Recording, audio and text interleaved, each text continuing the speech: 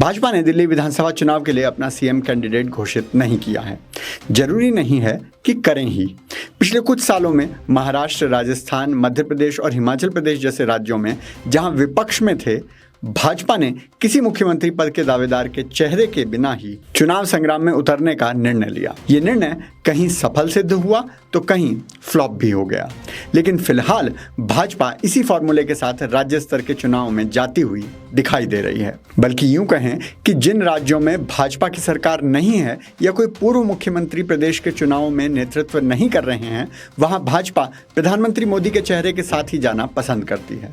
हाँ, जनता और कार्यकर्ता दोनों ही अपने अपने मुख्यमंत्री के चेहरे गढ़ लिया करते हैं। जैसे यूपी में 2017 विधानसभा चुनाव में सबको पता था आएंगे तो योगी ही। अब बात करें दिल्ली की, तो दिल्ली में आम आदमी पार्टी अपना मुख्यमंत्री पद का उम्मीदवार घोषित कर चुकी है।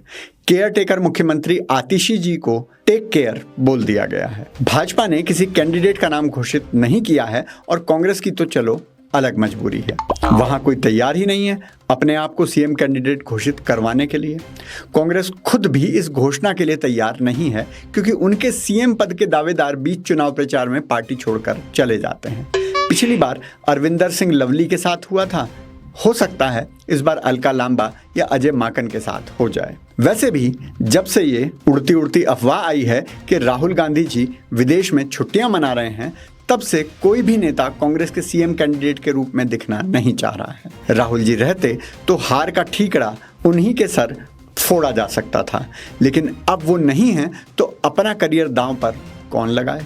उधर इंडी गठबंधन के घटक दल भी एक एक करके दिल्ली चुनाव में कांग्रेस की परिणति को स्वीकार करते दिख रहे हैं। पहले समाजवादी पार्टी और फिर तृणमूल कांग्रेस द्वारा आप पार्टी को समर्थन देने की घोषणा करना अपने आप में एक संदेश है कि हमें कांग्रेस की इस चुनाव की परफॉर्मेंस का पता चल चुका है। बल्कि आज तो अपनी राष्ट्रीय पार्टी के इकलौते सांसद हनुमान बेनीवाल जी ने भी आप पार्टी को समर्थन देने की घोषणा कर दी है। लेकिन चलिए, कांग्रेस को तो इसकी आदत पड़ गई है। दूसरे हाथ पर भाजपा वेट एंड वॉच की नीति अपना रही है। ऊपर से आपने रमेश बिधूड़ी को सीएम कैंडिडेट घोषित करके माहौल मजाकिया कर दिया है। लेकिन अगर देखा जाए तो भाजपा के सीएम कैंडिडेट हो कौन सकते हैं? देखिए, अक्सर ऐसा होता है कि जो कैंडिडेट विपक्षी पार्टी के सीएम कैंडिडेट के सामने चुनाव लड़ता है वो आपका स्वाभाविक नेता माना जाता है। इस बार नई दिल्ली विधानसभा से पूर्व मुख्यमंत्री साहिब सिंह वर्मा के बेटे प्रवेश वर्मा चुनाव लड़ रहे हैं, लेकिन वो तो अपनी लोकसभा की सीट भी नहीं बचा पाए थे। कांग्रेस या आप से नहीं, खुद अपनी पार्टी से उनका टिकट ही काट दिया गया था। ऐसे में ये सीट सांत्वना सीट जैसी ही दिखाई दे रही है।